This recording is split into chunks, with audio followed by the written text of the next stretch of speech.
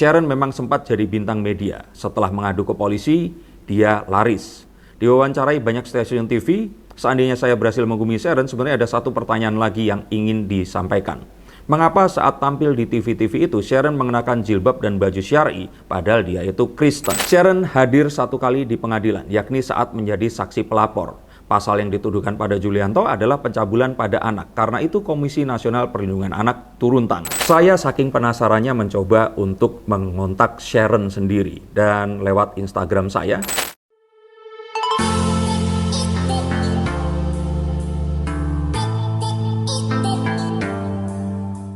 halo Science Seekers, kembali berjumpa bersama saya, Denny Darko. Tidak ada yang namanya misteri, yang ada adalah tanda-tanda yang kita semua coba untuk mengerti. Kasus yang melibatkan terdakwa Julianto Eka Putra, pendiri Sekolah Selamat Pagi Indonesia, ini mengaduk-aduk emosi seluruh masyarakat Indonesia yang membaca dan mendengarnya. Saya sudah menonton 4 podcast yang menghadirkan para korban ini tadi. Dan emosi ini meluap, melihat bagaimana yang diceritakan ini tadi sangat-sangat tidak manusiawi dan sangat miris karena hal itu terjadi di dekat kita sendiri. Tapi seperti halnya kejadian-kejadian yang kita alami, di saat emosi itu sudah mereda, banyak hal yang terus kemudian menjadi sebuah pertanyaan. Tapi sebelum mengarah ke sana, marilah kita beranggapan. Karena sebelumnya saya sudah mengajak para pemirsa untuk menggunakan presumption of innocence atau praduga tidak bersalah. Tapi saya malah dikomentari, yang saya yakin nanti di bawah sini juga pasti ada yang komentar, Bang Darko ini belum pernah punya anak kan? Yang nanti kalau punya anak perempuan terus dilecehkan seperti itu gimana rasanya? Yang saya katakan bahwa ya sudah, kalau seandainya presumption of innocence itu tidak bisa kita gunakan,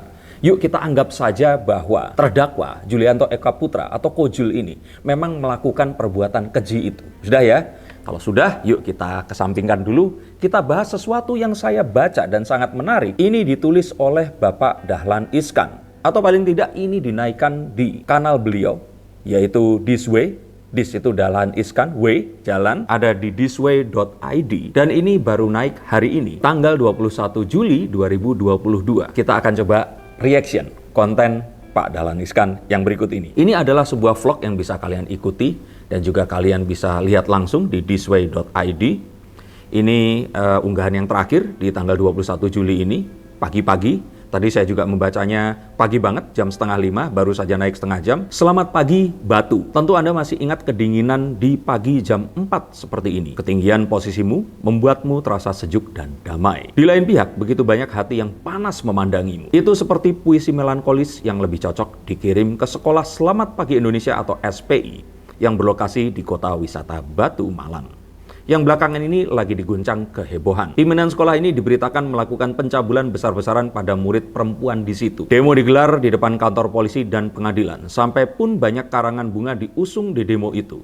Minta Julianto Eka Putra, sang pemimpin SPI, ditahan. Lalu Julianto ditahan. Demo bisa mempengaruhi pengadilan. Sebenarnya bukan demo ya, tapi sepertinya podcast Close the Door yang mempengaruhi ini. Membaca berita itu, saya pikir ini peristiwa baru. Kok begitu beruntun? Pencabulan para siswi di pesantren Jawa Barat, di pesantren Jombang, dan kini di Batu. Banyak yang mengira ini pesantren juga. Saya langsung kepikiran, iya juga ya, saya baru kepikiran.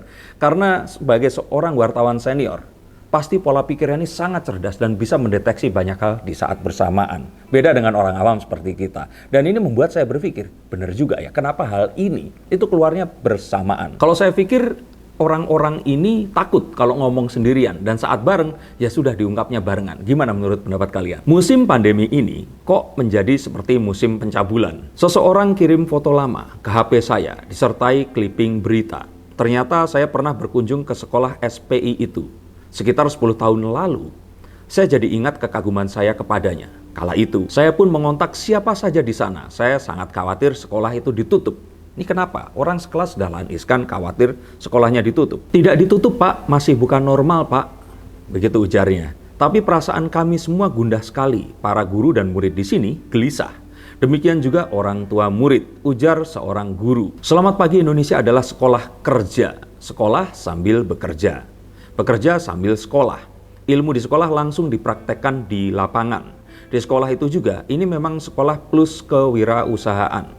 Seperti SMK Kewirausahaan. Lokasi sekolah ini luas sekali, 3,5 hektar.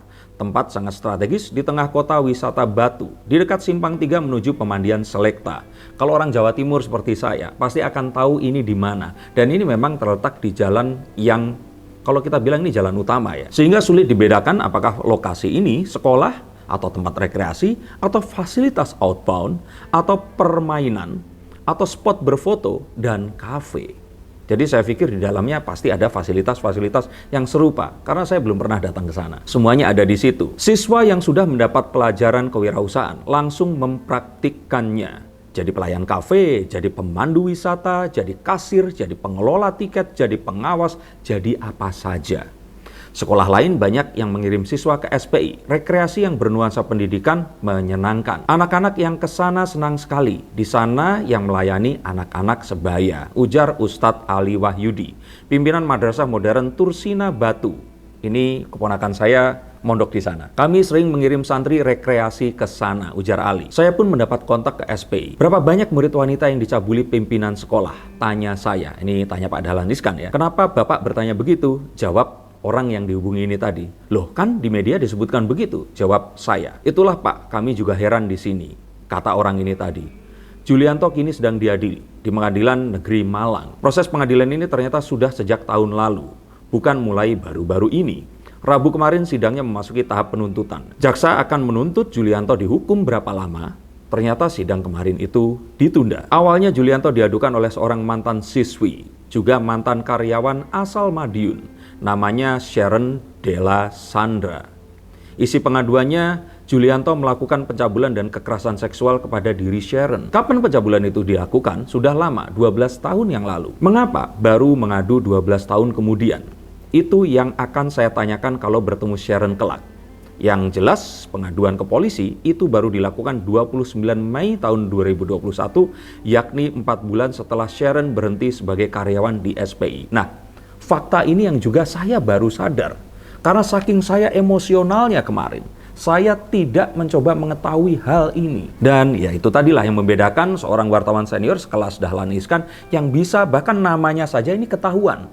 Dan setelah saya juga melakukan penelusuran di beberapa channel Instagram dan juga mencari di YouTube, ternyata Sharon ini mungkin kalau saya bilang termasuk murid yang paling cemerlang. Sekolah Selamat Pagi Indonesia ini 2 kali membuat film yang mereka produserin sendiri, yaitu Say I Love You dan satu lagi Anak Garuda. Dan di 2 film ini tadi, Sharon ini diangkat di antara kalau tidak salah 6 atau 7 murid yang memang nyata ada di sana. Salah satunya diperankan oleh artis populer Dinda Hau. Dan setelah saya cari-cari lagi, ternyata Sharon ini adalah koordinator pertunjukan di stage yang memang melakukan pertunjukan yang saat saya menontonnya, saya langsung merinding karena pertunjukan yang seharusnya dilakukan oleh seorang profesional seumur saya, itu bisa dilakukan oleh anak SMA yang umurnya mungkin saja setengah atau sepertiga umur saya. Luar biasa. Dan bahkan tidak hanya itu, pacarnya yang melakukan pelaporan juga tentang eksploitasi ekonomi. Ini ada di kanal tabloid Nyata. Ini juga di-featuring, diperankan oleh aktor juga di 2 film itu tadi. Jadi terbayangkan kalau seandainya ada sebuah cerita yang diangkat dari kisah nyata, terus kemudian beberapa karakternya ini diangkat di situ, di antara ribuan atau mungkin puluhan ribu karakter yang harusnya ada, berarti artinya mereka ini memegang peranan penting. Tentu saja siapa yang mendengarnya langsung mengenirkan dahi dan memikirkan jika memang pelecehan ini terjadi, dan kita sudah anggap sajalah ya terjadi seperti itu, seperti harapan kalian semua. Apakah hanya itu atau ada hal yang lainnya juga yang mungkin saja terjadi juga? Nah, ini terus kemudian menimbulkan pertanyaan yang lebih besar lagi. Tetap loh ya, saya di sini tidak menyanggah dan sama-sama ya sudah, kita kesampingkan presumption of innocence, kita anggap si Kojul ini salah, bejat dan sebagainya. Ya sudah, ini sudah ditaruh. Nah, apakah publik sudah menyadari dan mengetahui fakta ini? Maka saya berpikir sama dengan Pak Dahlan Iskan. Kalau saya nanti bertemu dengannya, saya akan menanyakan pertanyaan yang sama dan juga akan membahas tentang film yang dilakoninya ini tadi. Dan ternyata Sharon di sini ini bukan seorang murid yang biasa. Kalau boleh saya bilang, artinya dia ini adalah murid teladan yang terus kemudian bekerja di situ, memiliki peran yang penting. Dan juga saya yakin pasti sangat berpengaruh di keorganisasian sekolah ini. Saya lanjutkan membaca kembali. Sharon berhenti bekerja di bulan Januari 2021. Dia mengundurkan diri, alasannya akan menikah. Calon suaminya adalah titik, sebuah nama yang tidak perlu disebut di sini. Saya pikir kayaknya saat ini semua orang di Indonesia sudah tahu ya, calon suami atau pacarnya ini siapa. Tapi untuk itu kita akan coba bongkar nanti. Tapi yang pasti, pacarnya ini ada di salah satu tokoh yang diperankan oleh para bintang film di dua film ini tadi, dan yang mengangkat berita tentang eksploitasi ekonomi yang ada di kanal YouTube Tabloid Nyata. Kembali saya lanjutkan. Sharon sendiri sekolah SMA di SPI Batu. Dia lulus tahun 2011. Berarti umurnya saat ini sekitar 27 tahun. Begitu lulus, Sharon langsung bekerja di SPI. 10 tahun dia bekerja di situ. Nah, ini juga saya baru sadar nih. 10 tahun dia kerja di situ. Sharon memimpin unit show. Nah, ini bener nih. Dia pintar, kreatif, aktif, cekatan. Banyak kreasi karya seni yang dihasilkan Sharon. Itu membuat show di SPI menarik bagi pengunjung. Saya sudah lihat dan kalian harus lihat. Itu show-nya keren banget. Dan Sharon tentu saja keren juga. Setelah berhenti bekerja di SPI, Sharon pindah ke Bali. Bekerja di sana. 4 bulan kemudian, Sharon ke kantor polisi. Julianto diadukan melakukan kekerasan seksual padanya. Yakni ketika dia masih sekolah SMA di SPI 12 tahun silam. Sharon menyertakan bukti visum kemaluannya, yakni visum yang dibuat di bulan Mei 2021 bahwa ia tidak perawan lagi. Visumnya di 2021 tentang kejadian yang terjadi di 12 tahun yang sebelumnya. Pengacara Julianto, Jeffrey Simatupang, SHMH, lantas menelusuri kemana saja Sharon sebelum visum itu dilakukan. Pengacara ini telaten sekali mengumpulkan barang bukti pembanding. Jeffrey sampai menemukan tanggal berapa, di hotel mana, berapa hari Sharon bersama pacarnya bermalam. Dan itu terjadi sebelum dilakukan visum. Bukti-bukti itu ada di tangan Jeffrey. Ingat, di sini saya tidak berusaha untuk menghilangkan kasus utama ya. Masih tetap sama. Yuk kita, kalaupun itu dianggap kejam, nggak adil, atau memang sudah semantasnya, anggap saja Kojul ini bejat dan melakukan. Oke, saya lanjutkan membaca ya. Apakah hasil visum tidak perawan lagi itu akibat perbuatan 12 tahun yang lalu? Ujar Jeffrey. Jeffrey adalah Siantarmen yang lahir di Surabaya. Sekolah dan kuliah di kota pahlawan itu. Ia alumnus Fakultas Hukum Universitas Surabaya atau Ubaya. Di Ubaya pula S2-nya. Adik saya kuliah di Ubaya juga. Sharon hadir 1 kali di pengadilan, yakni saat menjadi saksi pelapor. Pasal yang dituduhkan pada Julianto adalah pencabulan pada anak. Karena itu Komisi Nasional Perlindungan Anak turun tangan. Julianto ditahan sejak 2 pekan lalu akibat tekanan publik. Padahal sudah berbulan-bulan Julianto diadili tanpa ditahan dan ia selalu kooperatif. Sharon memang sempat jadi bintang media. Setelah mengadu ke polisi, dia laris. Diwawancarai banyak stasiun TV. Seandainya saya berhasil menghubungi Sharon, sebenarnya ada satu pertanyaan lagi yang ingin disampaikan.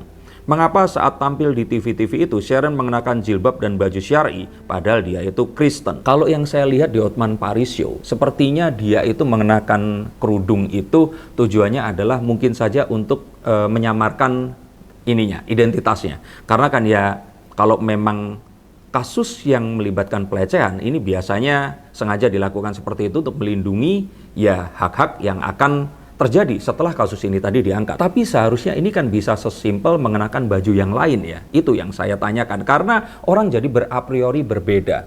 Apalagi saya sempat juga mencari tahu, ada yang mengatakan bahwa Sharon ini pindah agama. Dari sebelumnya yang katanya Islam, terus kemudian menjadi Kristen. Untuk itu silahkan dicari, saya tidak terlalu tahu. Dan kembali lagi di sini saya tidak melakukan ini untuk menimbulkan a priori atau apapun. Tapi membaca apa yang disampaikan oleh Pak Dahlan Iskan dan terus kemudian membuat otak saya yang di sebelah kiri ini berpikir untuk menemani emosi saya yang memang sudah mulai labil melihat apa yang dituduhkan dan diduga dilakukan oleh terdakwa ini tadi. Tentu saja tidak ada larangan orang Kristen mengenakan pakaian syar'i. Saya hanya ingin menganalisis pengaruh media pada opini publik. Nah, ini saya setuju. Terutama pengaruh akibat penampilan simbolis seperti itu. Apalagi Julianto yang diadukan adalah seorang Kristen yang juga Tionghoa. Bisa saja itu supaya ada kesan ini Tionghoa memerkosa wanita berjilbab. Lebih seru atau sebenarnya hanya untuk menyamarkan diri? Nah, saya lebih setuju untuk menyamarkan diri sih. Pasti menarik jawaban soal mengapa dia pakai jilbab. Mungkin akan bisa ditanyakan ke Kru TV kalau nggak salah ini Hotman Paris Show di iNews ya. Nah, satu lagi ada di kanalnya Pak Aris Merdeka Sirait. Saya terus mencari Sharon. Saya dapatkan fotokopi KTP-nya. Luar biasa nih Pak Dahlan Iskan ini. Kalau cowok ini jago stalking kayaknya. Mangun Harjo Madiun.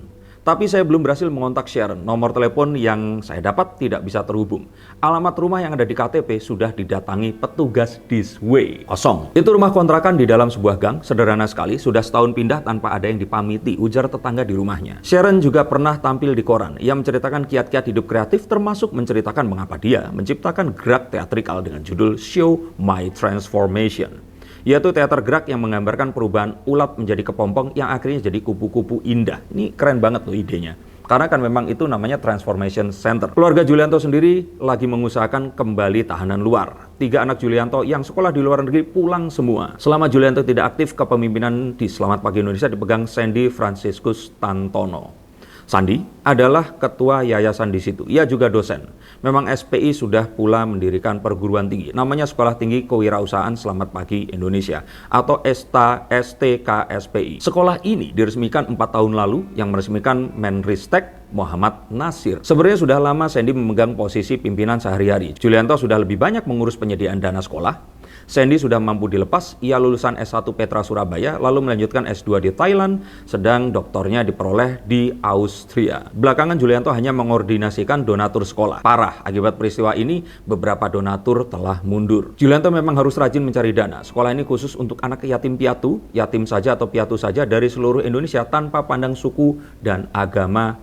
Gratis. Anak-anak yang ditampung itu tidak harus pintar. Anak pintar sudah banyak yang memperhatikan, ujar Jeffrey mengutip kata-kata Julianto. Masih ada pengaduan lain dari Sharon juga. Julianto mengeksploitasi anak untuk bisnis. Lalu satu lagi di Polres Batu. Saya belum tahu siapa yang mengadu soal apa. Masih adakah pagi di Batu? Kalau saya membaca ini, saya melihat bahwa kembali lagi ya, anggap saja ini memang terjadi. Tapi sepertinya hal yang lain juga terjadi. Dan jika hal yang lain ini mungkin saja terjadi, apakah hal ini akan tidak merubah apa yang kita percaya sebelumnya? Membuat semakin berat, membuat semakin ringan, atau hal yang lainnya? Apakah kita semua tidak ingin mengetahui? Saya saking penasarannya mencoba untuk mengontak Sharon sendiri. Dan lewat Instagram saya, di tanggal 21 ini, saya mencoba untuk mengontak Sharon yang di Instagramnya. Ini memiliki nama Sharon_Desandra. Dan kita lihat di sini dia memiliki 2.769 followers, 716 following, dan 24 post. Untuk seseorang seaktif dia, saya pikir ini kayaknya postnya beberapa mungkin sudah disimpan. Dan saya mengatakan di sini bahwa, halo Sharon, salam kenal, berkaitan dengan kasus sekolah SPI, apakah boleh aku nanya-nanya beberapa hal? Atau mungkin beberapa hari ini sedang di Jakarta, siapa tahu bisa membantu menguak titik terang kasus kamu ini. Thanks ya. Anyway, aku dan kamu ini sesuatu yang wajar di Jawa Timur, Jawa Tengah. Kalau saya pikir hanya Jakarta aja sih yang nggak pakai aku kamu. Dan aku kamu hanya untuk orang-orang yang memiliki hubungan spesial. Semoga akan secepatnya dibalas karena saya ingin mengangkat ini juga secara seimbang. Saya pun juga sudah mengontak pacarnya yang saya dapatkan dari ya tentu saja tautan yang ada di Instagramnya ini. Nah, ini ada salah satunya. Dan dia ini mereka berdua ada di film itu tadi. Saya sampai bela-belain nonton filmnya loh. Maka bagaimana menurut pendapat kalian? Saya nggak mau komentar tentang kalian yang menganggap saya membela ya. Saya nggak membela Kojul di sini. Saya hanya mengatakan fakta yang lainnya yang harus kita juga lihat. Tidak untuk meringankan. Karena seperti yang tadi saya bilang, ya sudahlah. Saya ikutan gila. Saya anggap saja dia salah. Tapi apakah fakta ini juga tidak harus kita bahas? Saya tunggu komentar kalian di bawah sini. Dan jika ingat loh ya, kalau sampai ada yang komentar kayak tadi itu, ingat saya sudah ramalkan. Dan kembali lagi, saya nggak membela, sekali lagi coba baca sekali lagi. Dan kalau kalian kurang percaya, langsung kunjungi thisway.id. Delta India Sierra Whiskey Alpha Yankee.id. Terima kasih, sampai jumpa dan salam.